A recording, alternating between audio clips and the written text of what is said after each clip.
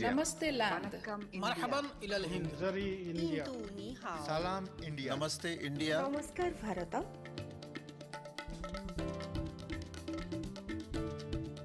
Muy Nous India. sommes land. Nahnu hunun. Kita India. Ma Hindi Hasti. Mung Hindian. Salam Hindustan. We are India.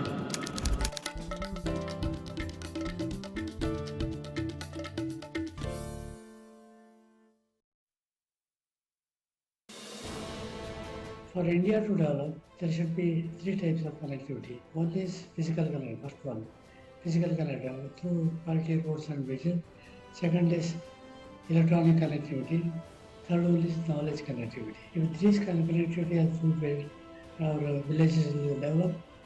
So first, it is physical connectivity. After doing the physical connectivity, the development starts. The villages get empowered, and these bridges, any bridge, it will connect them to the world of opportunities. I am Girish Bharadwaj. You can watch me in conversation with DD India.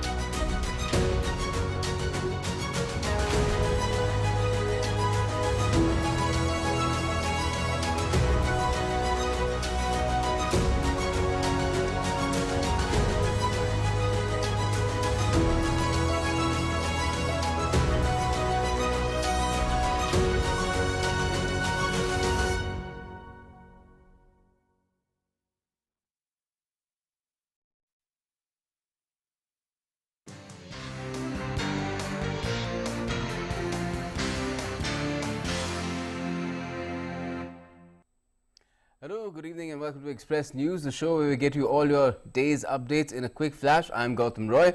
Let's begin from the top. Prime Minister Narendra Modi launched e-RUPI, a cashless and contactless instrument for digital payment through video conferencing.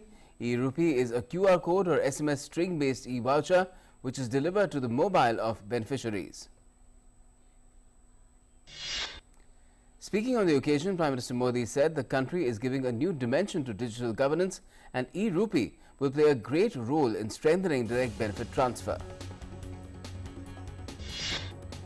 The PM said e-RUPI voucher will help everyone in targeted, transparent and leakage-free delivery. He said the centre is taking over 300 government schemes to the poor through DBT.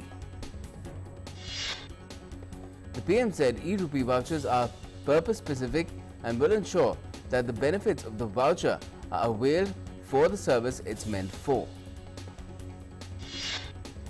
The PM said not only the government, if any general organisation wants to help someone in their treatment, education or for any other work, they will be able to give e-RUPI instead of cash, and this will ensure that the money given by this entity is only used for the same purpose. The PM also said that e-RUPI is a symbol of how India is progressing by connecting people's lives with technology. He recalled that there was a time when technology was considered a domain of the rich people and there was no scope for technology in a poor country like India. The PM said today the thinking of the country is different, it's new. Today we are seeing technology as a tool to help the poor, a tool for their progress. The PM also noted that in India, more than 17.5 lakh crore rupees have been transferred directly to the accounts of the people through direct benefit transfer. More than 300 schemes are using DBT. The Prime Minister also asserted that development of digital transactions in India has empowered the poor and deprived, small businesses, farmers and tribal populations. This can be felt in the record of 300 crore UPI transactions in the month of July, amounting to 6 lakh crore rupees. And the PM also said that India is proving to the world that we are second to none in adopting technology and adapting to it. When it comes to innovations, use of technology in service delivery, he said that India has the ability to give global leadership alongside major countries of the world. Ruckus continued during the monsoon session of Parliament today as well. The proceedings in both houses of Parliament were disrupted due to disruption by the opposition.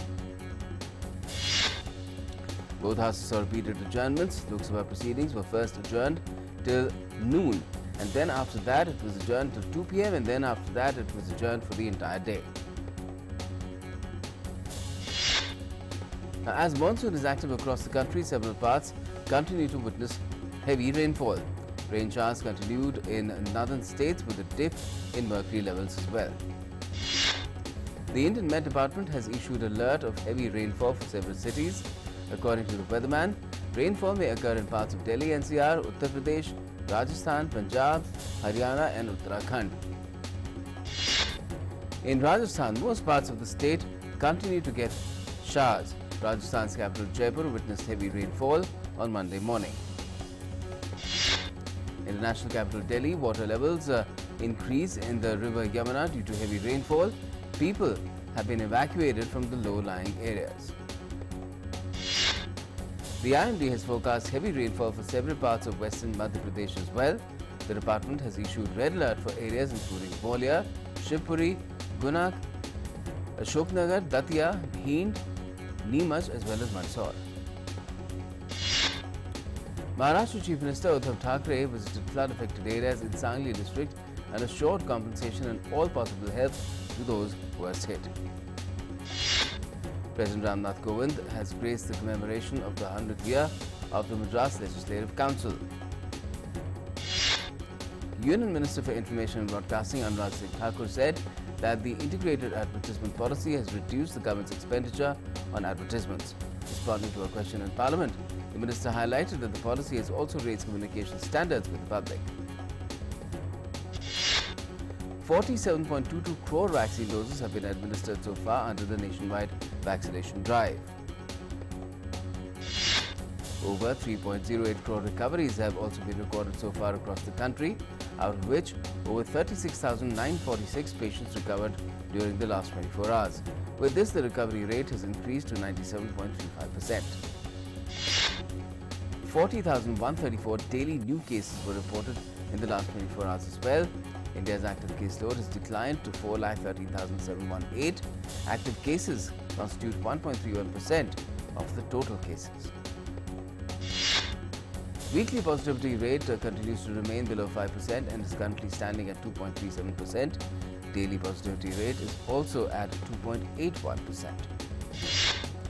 Testing capacity has been substantially ramped up with 46.96 crore tests conducted so far. There has been no let-up in COVID scenario in Kerala, which reported 20,728 confirmed cases on Sunday, as well with a total positivity rate of 12.14%. The total number of active cases in Kerala has gone up to 1,67,379, with 323 local bodies recording the positivity rate about 15%. Also in Kerala, 56 deaths were also confirmed as COVID-related fatalities, making the cumulative death toll 16,837. Amid the surge of COVID-19 infections in Kerala, a central team visited Thiruvananthapuram district of the state today to review the pandemic situation. The state has been witnessing an uptick in the number of COVID-19 cases after festivities. In Punjab, schools reopened for all classes from today as it further relaxed restrictions in view of declining COVID-19 cases. The state government had allowed the reopening of schools for classes 10 to 12 from the 26th of July. The 30-share Sensex on Monday rallied 363.79 points to end at 50,950.63. The 50-share Nifty also surged 122.10 points to 15,885.15. Gold prices on Monday fell by 16 rupees on the MCX to settle at 47,830 rupees per 10 grams. Silver prices also fell by 62 rupees on the MCX to end at 67,785 per kilogram. The Indian rupee on Monday gained 8 paise to close at 74.34 against the US dollar. Brent crude futures, the global oil benchmark, fell 1.07% to 74.60 USD per barrel. India's gross GST revenue collected in July has crossed 1,16,000 crore rupees mark. The revenues for the month of July 2021 are 33% higher than the GST revenues in the same month last year. In July, CGST stood at 22,197 crore rupees, SGST stood at 28,541 crores, and IGST figures stood at 57,864 crore rupees. India's manufacturing activity posted the strongest growth in 3 months in July, with states easing localized pandemic restrictions. The Manufacturing Purchasing Managers Index, that's the PMI, compiled by data analytics firm IHS Markit, showed a PMI for the manufacturing sector rising to 55.3 in July from 48.1 in June. The world continues to battle COVID-19 pandemic. So far, over 19 crore 90 lakh and 97,000 cases have been reported so far, while the recovery stands at 17 crore 97 lakh worldwide. The deadly virus has claimed over 42 lakh 42,900 lives globally. The United States remained the worst hit, with over 3 crore 57 lakh and 68,000 cases so far. The death toll in the country has crossed the 6 lakh 29,000 mark. The United Kingdom has allowed fully vaccinated travellers from the European Union and the United States to arrive without needing to quarantine from today. The UK government has said the change, which was announced last week, will help to reunite families and friends whose loved ones live abroad. Travellers still need to take either a lateral flow or PCR test pre-departure and a PCR test on the second day after they arrive. Travellers under 18 are exempted from isolation, and some will not have to test depending on their age. As part of the changes, international cruise ships will be able to depart from England from today after a 16-month pause. The Australian military forces are preparing to assist police officers with Sydney's COVID-19 outbreak in the city's second month of lockdown. Australian officials today extended a snap 3-day lockdown in the city of Brisbane, Sydney, as well as some neighbourhoods in the region. Pfizer and Moderna have raised the prices of their COVID-19 vaccines in the latest European Union supply contracts. The new price for the Pfizer shot is $23.15 against €15.50 previously. The price of Moderna's vaccine is $25.50 a dose, up from €19 in the first procurement deal. Vietnam has extended strict curbs on movement in its business hub Ho Chi Minh City and another 18 cities and provinces throughout its south for another 2 weeks, starting today, to help combat its worst COVID-19 outbreak. Japanese Chief Cabinet Secretary Katsunobu Kato on Monday said that there is insufficient data to mix COVID-19 vaccines. Newly reported COVID-19 cases in the Olympic host city came in at 3,058 on Sunday. German police conducted spot checks for tests on Sunday on returning holiday makers amid concern over rising coronavirus caseloads in holiday destinations. Germany will now require all unvaccinated travellers to present a COVID-19 negative certificate, that is test result. The State Administration Council of Myanmar has been reformed as caretaker government of Myanmar, headed by Chief of the Myanmar Military Senior General Min Aung Hlaing as the Prime Minister. In a televised speech on Sunday, General Hlaing also pledged to hold elections by 2023. ASEAN foreign ministers held a virtual meet a day after Myanmar Army Chief appointed himself Prime Minister, promising elections by 2023. They discussed the crisis in Myanmar as well as appointing a special envoy to help deal with the political crisis there. In ASEAN Foreign Ministers' meeting, Indonesia urged Myanmar to approve the appointment of an ASEAN envoy. Malaysia's opposition lawmakers tried to march on the country's parliament building to demand the resignation of Prime Minister Muhyiddin Yassin after the Premier deferred a parliamentary sitting amid political turmoil. In the US, flash flooding in southwestern Utah has left parts of one city soaked in flood waters. Areas of Cedar City were underwater after heavy rains doused the Iron County. In one part of the city, water flowed out of a manhole and residents scrambled to build a wall of sandbags. Wildfires have been raging in the United States for the past several days now. Fire crews struggle to stop the spread of the Dixie Fire, the largest active wildfire in California. The United States continues to battle extreme heat wave conditions in the Pacific Northwest region. Parts of several states in the US Midwest have been under excessive heat warnings for several days, with temperatures rising and heat indices over 100 degrees Fahrenheit. Wildfires rage further, with plumes of orange smoke filling the skyline of Turkey's popular holiday resort area of Bodrum. Thousands of firefighters continue to battle the blaze, still raging on the Mediterranean and Aegean coasts. In southern Italy, hundreds of firefighting operations are going on across southern Italy as forest fires continue to ravage the region amid sweltering heat. U.S. senators finalized details of a sweeping $1 trillion plan to invest in roads, bridges, ports, high-speed internet and other infrastructure, with some predicting the chamber would pass the bipartisan legislation this week. Thousands of people demonstrated in Brazil supporting President Jair Bolsonaro and protesting against the electronic voting system in place since 1996. Mexicans voted whether to investigate 5 of the country's former leaders in a referendum championed by President Andrés Manuel López Obrador, amid criticism that the move is a political stunt and turnout could be low. Thousands of anti-lockdown demonstrators defied a court-ordered protest ban and gathered in the streets of Berlin, resulting in scuffles with the police. Meanwhile, the United Nations Secretary-General Antonio Guterres has said that the world is going through an education crisis as millions of children remain out of schools due to the COVID-19 pandemic. India assumed the presidency of the United Nations Security Council for the month of August yesterday.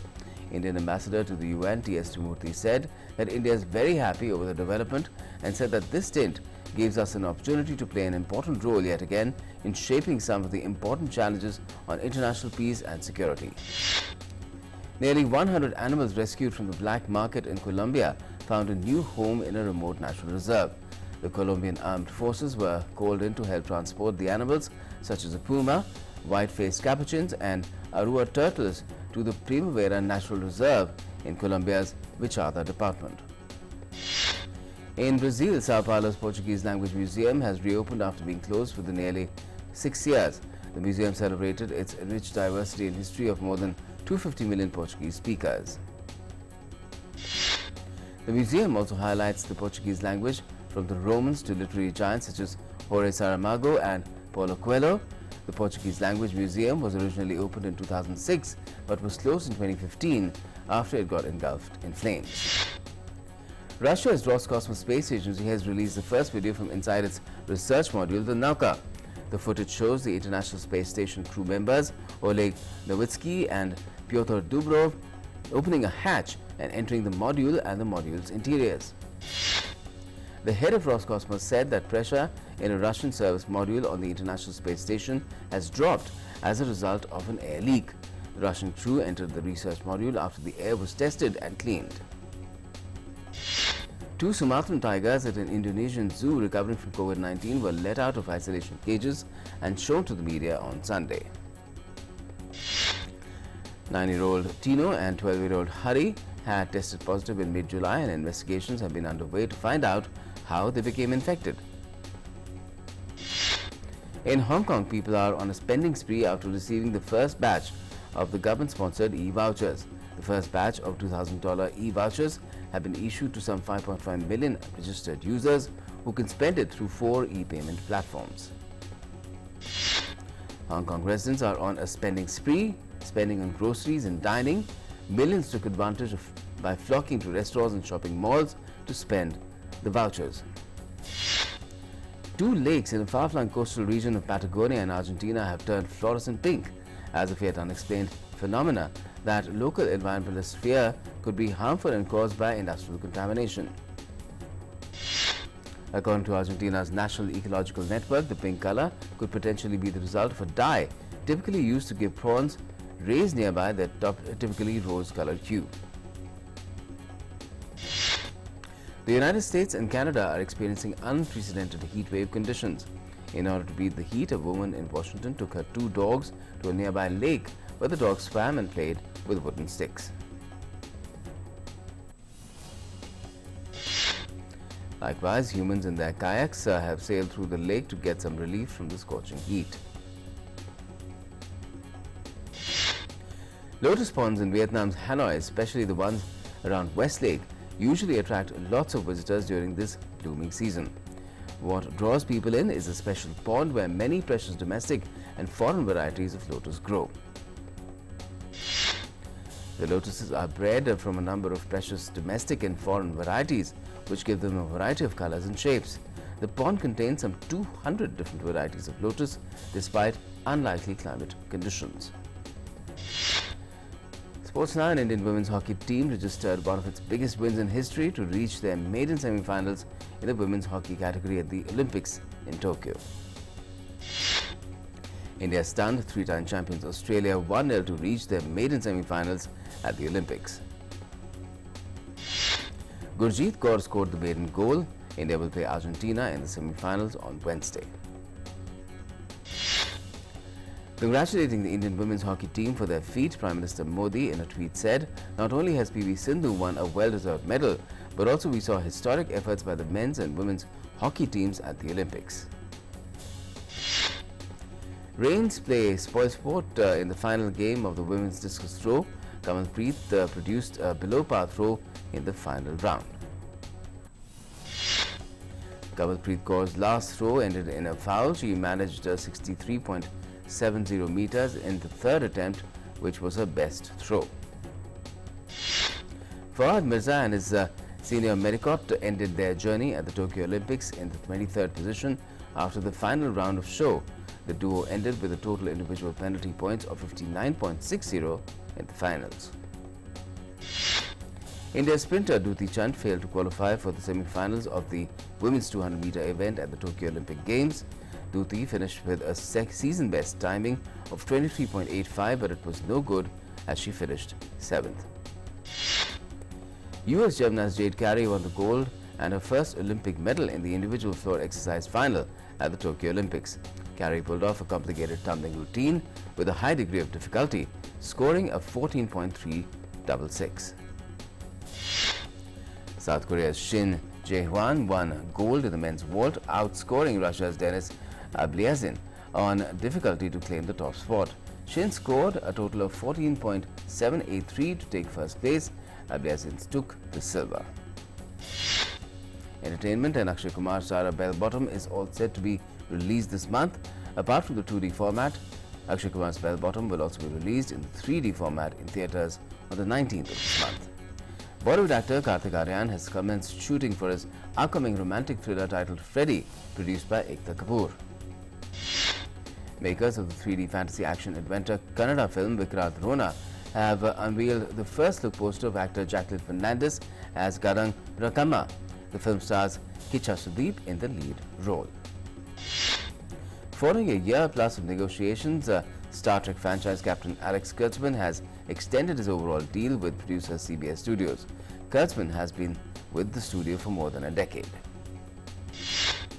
Veteran voice artist Thea White, known for her giving voice to Muriel in cartoon series Courage the Cowardly Dog, passed away recently at the age of 81. Hollywood star Sylvester Stallone recently teased the upcoming sequel of the Expendables franchise by sharing a photo of a golden skull ring with purple stone eyes on social media, assumed to be his character's new lucky ring. Disney Jungle Cruise has grossed $34.2 million at the US box and $61.8 million at worldwide box office in the opening weekend, with many calling it more than expected. Raging Fire, the final film from the late Hong Kong director Benny Chan, has grossed $37.2 million in its first weekend in China's cinemas. Netflix is removing a number of films and TV shows from its streaming library this August. The list includes Daniel Craig-led James Bond titles, Casino Royale and Quantum of Solace, which will be off the OTT platform by the 30th of this month. Formation, the song recorded by American pop star Beyoncé for her sixth studio album Lemonade in 2016, has become the best music video of all time. The song is hovering at number 1 position in the list of top 100 by Rolling Stones magazine.